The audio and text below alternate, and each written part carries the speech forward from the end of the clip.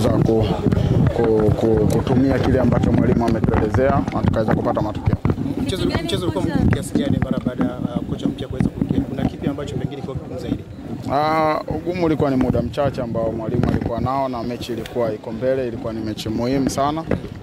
Lakini naweza kushukuru kwamba mwalimu naye hilo aliweza kuliona mapema na kuweza kutufundisha kile kitu ambacho kilikuwa ni rahisi kuweza kukifanya katika mchezo huu, na imani kwamba vitu vingine vizuri vitakuja. Morali ilikuwa juu kiasi gani kwenye mchezo huo pengine kutokana na matokeo hivi karibuni ya Simba? Morali kwa wachezaji wote ilikuwa iko juu kwa sababu malengo ni ya kuingia group stage yalikuwepo na kila mchezaji anajua umuhimu ambao ulikuwa katika mchezo huu. Kwa hiyo morali ilikuwa juu kuweza kuhakikisha tunamaliza mchezo tukiwa ugenini na ikiwezekana tuweze kumaliza mchezo pia katika raundi inayokuja ili kuweza kuingia katika group stage. Mchezo uliopita mlikosa mashabiki, unawaambia nini sasa kuelekea katika mchezo ujao? Kwa sisi mashabiki ni muhimu sana na imani